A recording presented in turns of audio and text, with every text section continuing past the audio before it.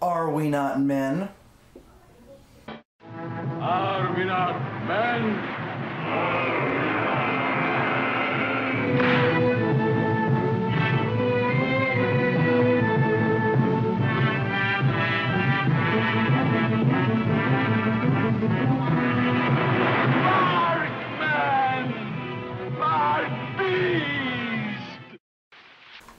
Hi there, Beast Men and Beast Women. I'm Zazubar, and today I'm here to review a horror film produced in 1932, which was kind of an impulse buy for me when I went to the DVD store last Saturday, in fact.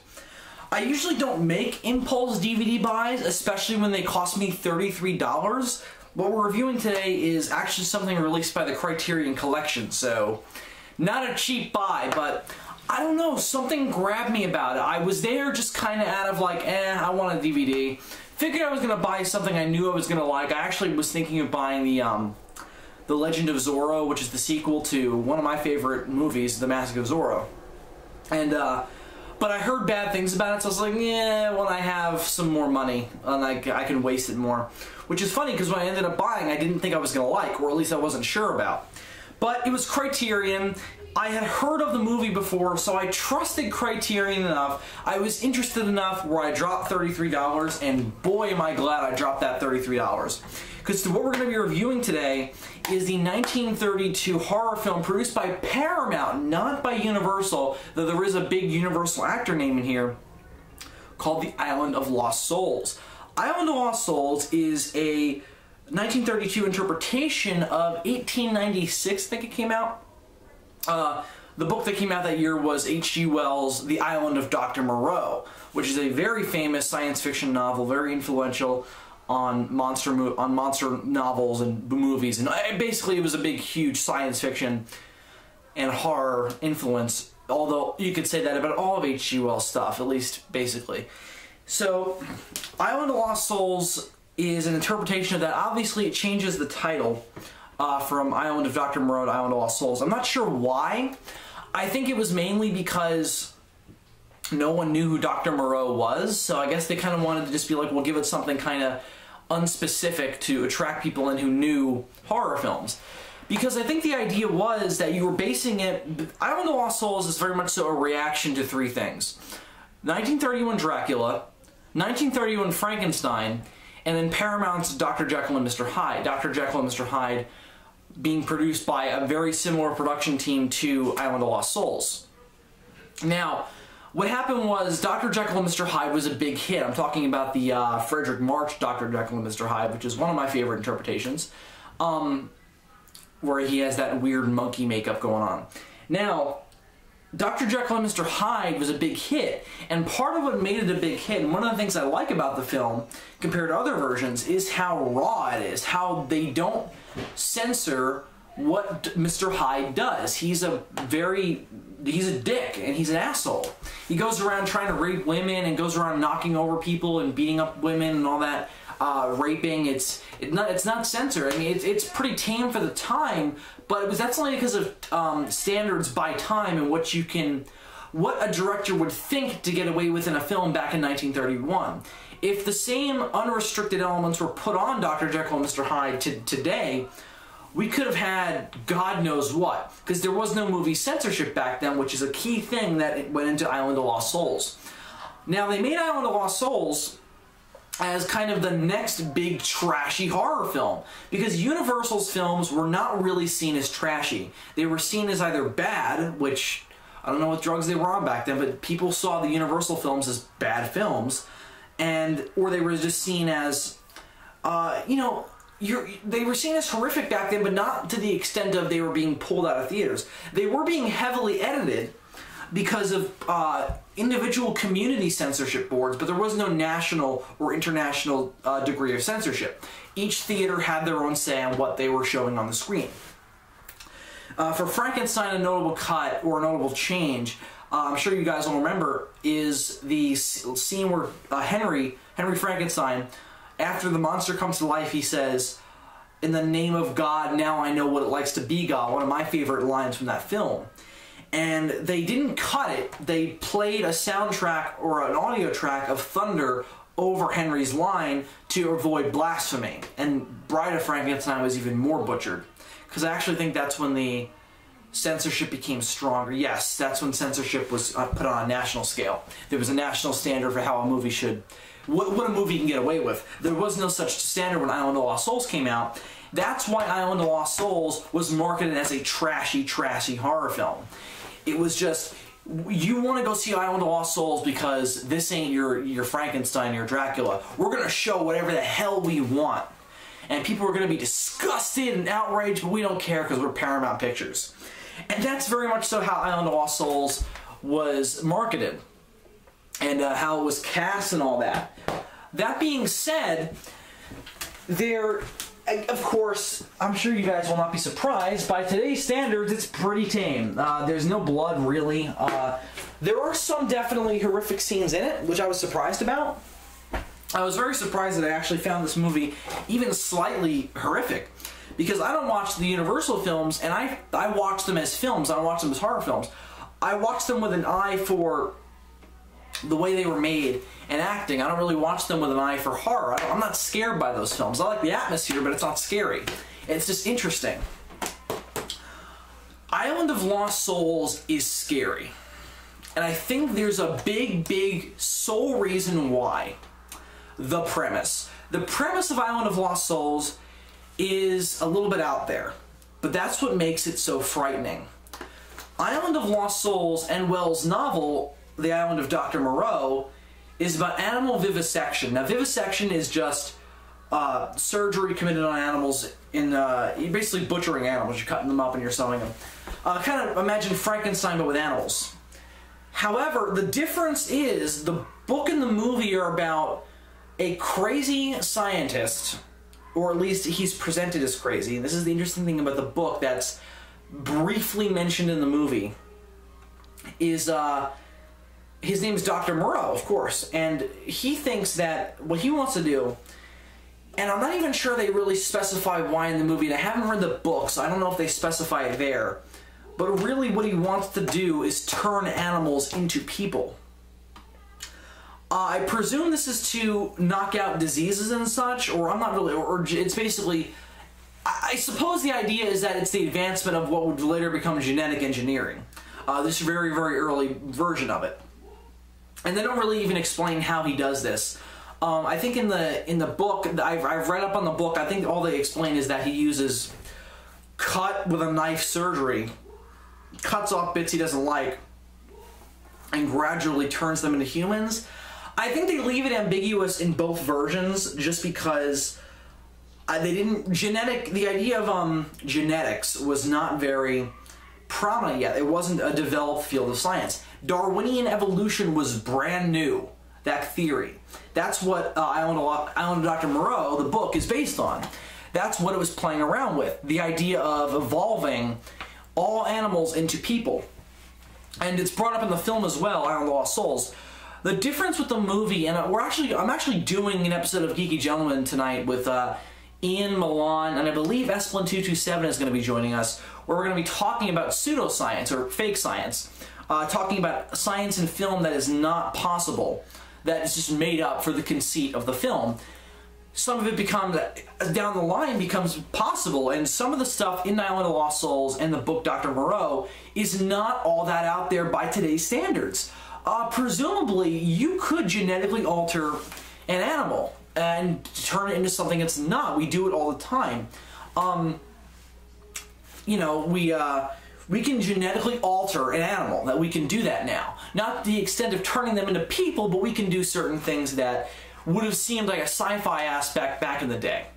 And we're going to be talking about that tonight in Geeky Gentleman. So I hope you'll check out that episode. I'm sure Ian will post it on Sunday. The problem with Island of Lost Souls is that from a modern standpoint, and I thought it was this problem was going to be way worse than it actually was. I love Diet Coke. Is that the science is complete bullshit. Now again, I just said, genetic engineering is something we are doing today. Some of the idea of, the simple idea of engineering an animal by a human hand is not impossible and is in fact very common today. What is impossible, or not impossible, but just not plain true, is doing it through surgery.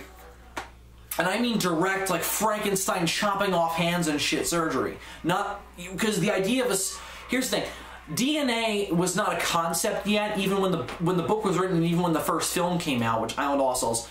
DNA, I think, came up with around the 50s, so the idea of DNA was not thought of yet. So you had nothing of the idea, because that's what you would have to do if you were to do this. You'd have to alter their DNA. That's just how it works. Unless you're doing it appearance-wise, but you still have to alter the DNA. So the concepts were rather. I like how in the film they don't go into how Moreau does this. You have to kind of assume, because you get to see his lab, but it's all a very basic mad scientist appearing lab. Except it's called something awesome, the House of Pain. Oh man, that's a great name. Is that they never explain quite how Moreau does it. You just kind of have to make up your own little thing. I mean, obviously it's through surgery, because we do see Moreau hanging over one of his beastmen with a knife or a scalpel. So we know there's surgery involved. We just don't know how the actual ins and outs goes, literally. So who knows? I think it's better that the filmmakers leave it that way, since they know this is not possible. So the more ambiguous they leave it, the better off their credibility as a film are, because the focus is not on how Moreau does this, it's the impact of Moreau doing this. That's what's called into question with the movie and the book. What happens when Moreau, you turn a panther into a woman, when you turn a dog into a man, when you turn a gorilla into a man? What happens? And that's where Island of the Lost Souls succeeds. That is where the movie becomes really strong. The explanations are not there really, and the worst parts of it are when Moreau is even a little bit explaining it. It adds a little bit to the creepiness of the House of Pain, because they don't show it, but they do play around with it a little bit. And the line that kind of bothers me is when he says, all animals are slowly moving towards the human form, and that's why this is possible. What you're essentially talking about is speeding up evolution. That is not true. Not all animals are not moving towards the human form. That's just not true. Now, the way I took it in the movie, and this is just me wanting to like the movie more on a second viewing, was that you could take it as Moreau trying to make himself into more of a godlike figure. Like, you're trying to turn these things into your own image because your image is higher than them. That's just not how evolution works. Evolution is not this progress thing. It's not about, and they talk about this on the documentary on the Criterion DVD, in fact. Evolution is about an animal evolving to suit the needs of its environment. And the human form is not perfect. People still die of natural causes. It's not all self-inflicted by our race or of our species. The human form is not perfect, but in evolution does not really seek perfection really either, or at least it never succeeds in that. So the idea of all animals pursuing a human form because it's for some reason deemed as the most perfect is simply not true. Now, I took it as Moreau being stubborn, or Moreau being full of himself, or egotistical, or whatever you want to call it, just because that works with his character and is interesting, and also it deems the movie a little more credible. But really, the way it looks, the fact that it works, you're kind of supposed to take it that this is possible in this world because animals are moving towards the human form, which is simply not true. That's just not the way evolution works. At that point, it's crafting evolution to its own needs as a story, which fine. I get it. It's a conceit, and it's an interesting conceit. It's an interesting line. In fact, I think that line was cut. I guess it was seen as blasphemous. I don't really know why, because if you follow religion, really, most religions deem the human form as perfect. They deem we are made in the guise of our Lord, if you believe in religion. So I don't really know why that was seen as blasphemous. That was nearly the only thing Moreau does in the film that seems to go along with religion. But I can see why, since it's kind of blasphemous for him to be doing this, for him to be morphing them into his image. That's kind of... He's described often as a sadist, so that's really fitting. However, I don't want to just talk about the science, since I'm going to talk about this movie in the Geeky Gentleman episode tonight on the podcast. So let's get into what works and let's actually get into the review. We're 18 minutes in. Again, I always appreciate it when you guys let me listen to me ramble. I love being able to express these thoughts about films with you guys. It's one of the things I love about YouTube. But since some people do watch these reviews for should I watch it, I do have to be objective and criticize the film and praise the film for certain things. So let's talk about what works and what doesn't work. I think the real draw here is Charles Laughton, who plays Dr. Moreau. God damn it, the man is awesome. He is to Dr. Moreau and Island of Lost Souls as Bela Lugosi was to Dracula, which is hilarious because Bela Lugosi is in this movie and he too has nearly a show-stealing role. Now, Charles Laughton is our central focus. He is amazing as Dr. Moreau. He does ham it up a little bit, but it is 1932, and to be fair, Bela Lugosi did also ham it up a little bit as Dracula. And you can even make an argument for Boris Karloff doing that a little bit with the monster. But ham, I don't think ham is the correct word. I think over-dramatizing, romanticizing even, is a better word for it, because you're exaggerating someone's personality to express an idea. And Dr. Moreau has a God complex. He thinks that he is God. And the fact that he is so full of himself, he's a little gay even at points, and I mean gay in two meanings there.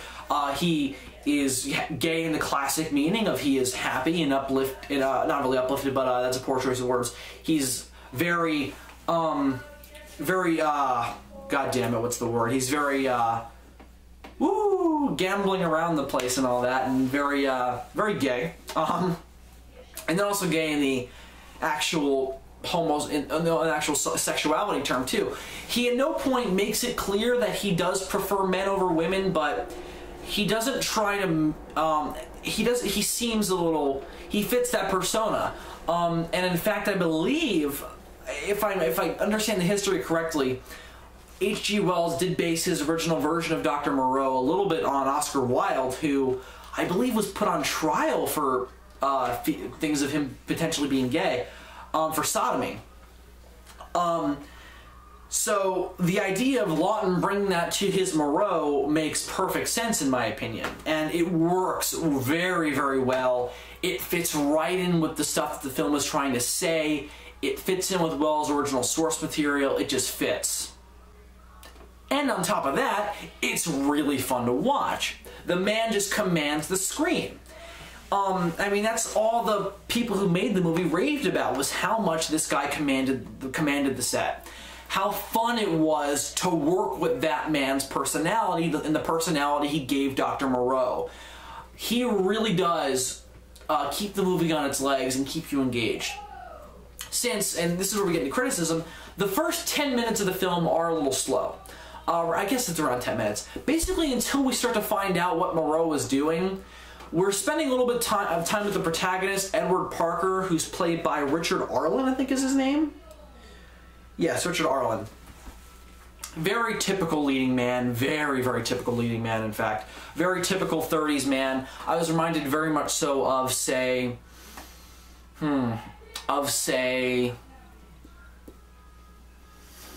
I want to say even... What's his name now? I keep forgetting. The protagonist in Dracula. What's his name? Mr... Damn it. This sucks. I should know this. Oh, wow, guys. I'm sorry. I'm looking like a horrible horror movie fan. God. Oh, it's on the edge of my mind.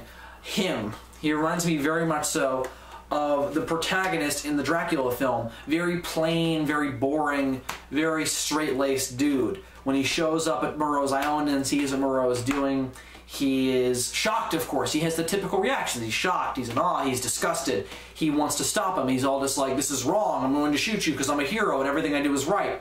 He's a womanizer. Well, not really a womanizer. He is, every woman he sees is attracted to him. Gets in a fight, he wears a suit, he's sophisticated. Very typical 30s leading man, and he's great at it. Richard Arlen owns that. But that's not very interesting. And I think what really makes this movie work is Moreau. It's Moreau's character.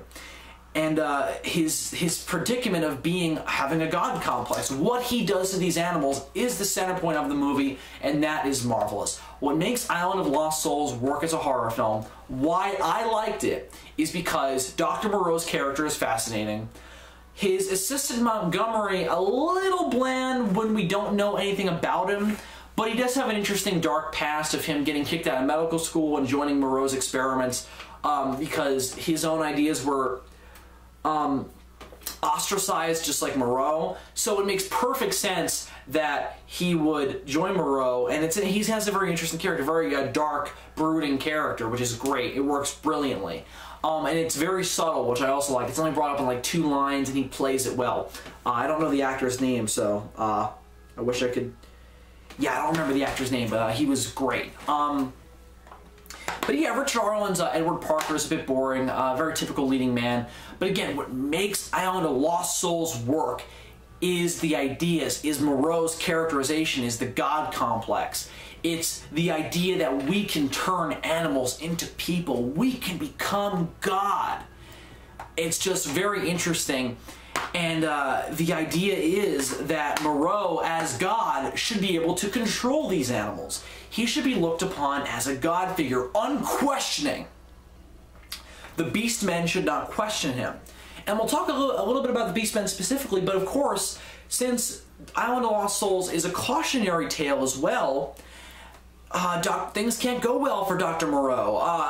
Montgomery, who took part in these experiments, gets to survive, which I was very surprised about, because since a lot of people die in this movie. Montgomery survives in the end, and he survives for a very good reason. He redeemed himself. He helped these people get off the island, and he wanted to stop the cruelty that Moreau was inflicting upon these animals. There is this great scene, probably the scariest scene in the movie, when Edward Parker and Lota, the Panther Woman, who is, of course, a beast woman, are talking, and then all of a sudden you just hear these terrifying screams just coming out of the House of Pain, which, again, great name.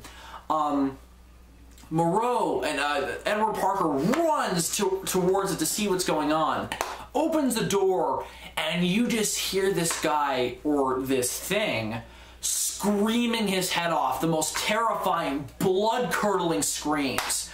If it was an Academy Award for screams, that guy better have gotten one.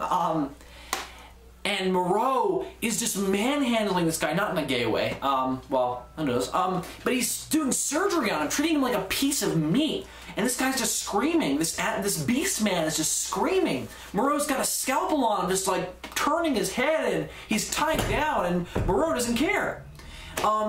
It's really interesting and very horrific. Hands down the scariest scene in the movie. Potentially the scariest scene in 1930s cinema. Just wow. And also, the atmosphere of the entire film is very strong. This is another thing that makes the film worth watching and carries the film, is the atmosphere. It's very well done. It's on par with the Universal films, in my opinion.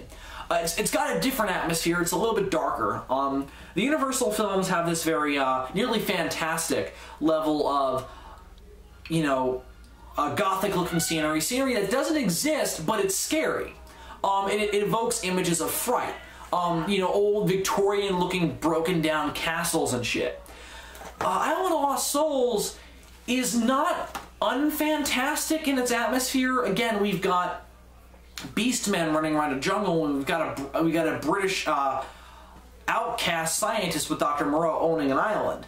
It's very similar to like Jurassic Park in that regard. And he also wears John Hammond's white suit.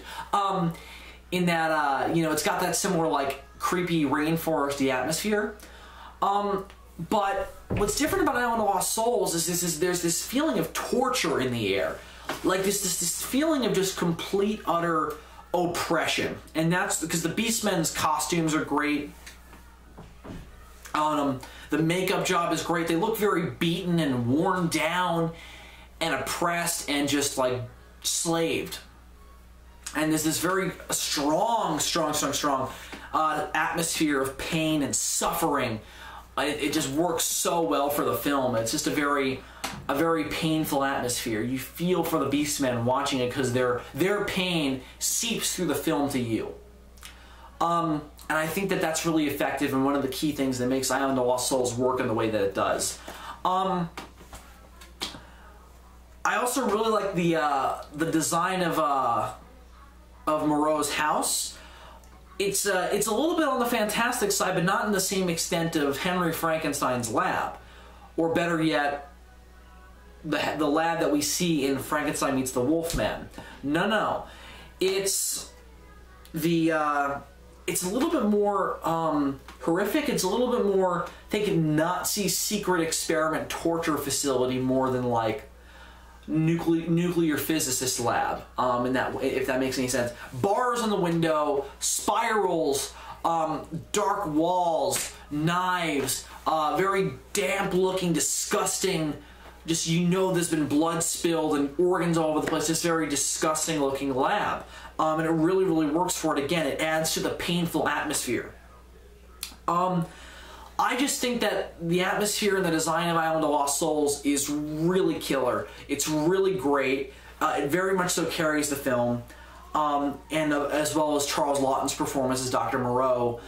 Just the film soars to new levels with that behind it.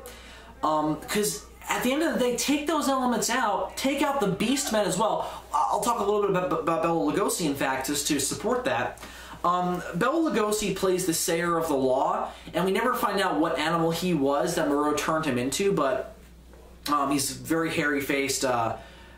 He almost looks badgerish, which makes me wonder, I think he might have even been a badger, who knows. But he's human-sized, so I guess that's not, who knows, the science in this movie is fucked. But Bela Lugosi plays the Sayer of the Law, steals the show. He's in 2 scenes, steals the show. Very painful, oppressed, nearly like worn down warrior for God kind of character. Just, oh man, his delivery is killer. It works so great. Wow. His probably the best scene in the movie, in fact, is when Bela Lugosi, as the Sayer of the Law, and his Beastmen army confronts Moreau at the House of Pain. They break into the House of Pain and they vivisect Moreau. Wow. And the things that Lugosi says to Moreau, you made us not men, not beast, things. Are we not men? He starts out with, which has become a very famous line and the center point of a Devo song. Are we not men? We are Devo, you know what I mean. I'm not going to sing the whole thing. I think the song is called Joko Homo or something. Yeah. I would recommend, or Jacko Homo? Yeah, Jacko Homo, excuse me. I'm thinking of the Beatles girl. So go check that out. It's a great song. And very interesting if you think of it as being inspired by Island of Lost Souls. But this great speech given by the Sayer of the Law with his Beastmen pissed off army behind him, especially the way he says things, and then all the Beastmen come forward and say things, and you see all these fucked up, horrific monsters that Moreau has created, and we haven't seen much of them up until this point. The show-stopping display of effects is in that scene. You get to see a horse or a pig turned into a man. You see a hoof. You see fucked up faces. It's horrific. Best scene in the movie by a long shot. Just, god damn, it's awesome. Very powerful, very frightening. Just, it is a great ass scene. The entire movie, even though I do really like it, is overshadowed by that scene. If you have no interest in watching this movie, I do urge you to check out that scene on YouTube, because Oh wow, Lugosi's performance is incredible. One of his best performances, I think. So, yeah, I think that I'm going to stop raving about Lugosi's performance. Just his delivery is the thing that makes it so killer, and his lines as well. I do want to get into a little bit of my criticism. My biggest problem with Island of Lost Souls, just because the movie is fantastic. It's a really great horror film. I was surprised at how much I liked it. As a classic horror film, it's just something different. But my main criticism of it is pacing. The film is very quickly paced, and I would have liked to spend a little more time on Moreau's Island with his Beastmen. It's very, very quickly paced.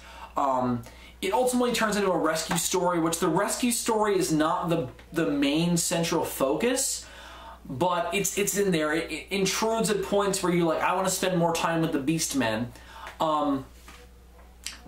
Yeah, the movie is very quickly paced, which it's only about 70 minutes long, so it's a very quick watch. And you know, I suppose the mark of a good film is leaving you wanting more. But yeah, the movie is very fast paced. I think that hurts it. Because it's a film where you want to spend more time with the characters, and this has made me intrigued to read the book, but it's too quickly paced for its own good. I think that the film needed at least another 20 minutes to give some of these Beastmen more of a characterization, to emphasize the religious aspects. So the religious aspects behind what Moreau has done is very well told in one scene, where the sayer of the law says the law, where Moreau says, "What is the law?" And then Lugosi's character outlines the laws that Moreau has set in place for the Beastmen. It's a great scene. But I would have liked to spend more time with these Beastmen characters, just to get I wanted to dig deep into Moreau's world, and I only got a taste, and it was a great taste, but I wanted an entree. What we got was great. So I would very much so like to see a really great remake of this film, or a really great reinterpretation of the novel, because this is not really based on the book, but it is fantastic. It's just if being closer to the book means getting a better look at these characters, I'm all for a 3-hour version of The Island of Dr. Moreau. I would love that. But as Island of Lost Souls stands, it is definitely worth watching. It is a great horror film. And I mean horror. This I would very easily call a horror film. Like the Universal monster movies, I would call them monster movies in the same way I would call the Godzilla films monster movies. Since they're not really scary, this is a horror film. The ideas are fascinating, they're frightening. The fact that this is possible in some ways, the fact that H.G. Wells' cautionary tale about man's inflictions upon nature, about the way we treat animals, is not too far off from the way we actually treat animals, and the way we treat nature. The fact that man wants to inflict his image upon nature, not too far off. And it's all told in a very well done film, very frightening film, great atmosphere, killer performances from Lawton and Lugosi, even Arlen as just a typical leading man does well. Just a killer movie. I know I say killer. I've said killer a lot in this review. I apologize for that, but just I mean it's a killer. It's a killer horror film. If you're into if you're into horror films, even contemporary stuff above classic stuff, I'd say give this a watch. It very much so comes off as a contemporary piece. Again, there are aspects of it that make it outdated, like the Arlen's leading man, even the leading female character, not the Panther Woman, the Arlen's fiance, Parker's fiance, excuse me. Just there are some aspects of it that do make it feel a bit dated, and again, the science is total BS, but if you can get beyond those things, you're in for a really great experience, a very great film experience. Highly recommend it. Highly recommend the Criterion version of it. Beautiful ass cover, which I am showing now. Just gorgeous design, as we talked about when I reviewed the Gojira Blu-ray, or Godzilla Blu-ray, as it was called there. Amazing special features. That's the thing that dives into Moreau's world and the world of H.G. Wells and the other interpretations of the Island of Dr. Moreau. So there is a lot here for your money. So I would highly recommend the Criterion DVD or even the Blu-ray. Otherwise, just check out the flick itself because it's awesome. So that's my review of Island of Lost Souls. Rating. Tough. I'm going to give Island of Lost Souls a 4 out of 5. I was thinking 3.5 just because it is really fast-paced. But, you know, there's so much here to like, and it is such a very impactful experience. I think that it's a case where the problems are dimmed by the film itself. But again, it's not a perfect film by any stretch of the imagination. It does have problems. Pacing is a problem. There are some parts of the there are some aspects of the time that don't really work for it. Some of it is a little off, but what we do get is fantastic. The aspects of the time are easy to overlook if you have an appreciation for classic film. And of course the BS science, not as easy to get over, but once you do, you are in for a horrific ride. So that's my review of Island of Lost Souls. Check it out. I highly recommend it. It is on YouTube for free, but otherwise I would say go buy the Criterion DVD because it is fantastic. Anyway, that is my review of Island of Lost Souls. I hope you enjoyed it. I hope you check out the film and be as impacted by it as I was. But in terms of future videos that you're going to see from me, I'm not too sure yet. I'm on kind of a touch-and-go basis right now with reviews and such, just because I've got a lot of stuff coming up production-wise. Again, I'm making a full film coming up soon, so that's going to take up a lot of my time, and I will be posting updates of that film on YouTube, so that way you guys can, I'll still be present here on YouTube, and I'll still be doing reviews here and there. Of course, I'll be on Geeky Gentleman. You can always see me on Geeky Gentleman every week. Ian usually posts them on Sundays. And the Godzilla Gang is moving forward. The Return of the King, which is the first thing that's going to reintroduce the Godzilla Gang, is in the midst of production. We're doing a lot of stuff with that right now before we have to start production on the movie. Not the Godzilla Gang movie, the movie itself. I almost spoiled the title. The full-length live-action movie we're doing coming April. I think we're going to start filming that around April. In the midst of that, though, we're going to be trying to get out this Godzilla Gang film. This Godzilla Gang, well, it's more like a special, Return of the King. So we're in the midst of production on that. We have a lot of guest people coming out to help me. So look forward to that very, very soon. Again, we're in the midst of production, so it should come out rather soon. And then look forward to a full season of written by Super DM64, directed by me, The Villain Gang, a spin-off of the Godzilla Gang, and it's going to have a direct plot relating to what you'll see in coming Godzilla Gang episodes. So we're all excited about that. So that's it for me, Zazubar. Thank you very much for listening and watching. Eyes and ears, important combination. Thank you very much for watching. I'm Zazubar. Farewell, folks.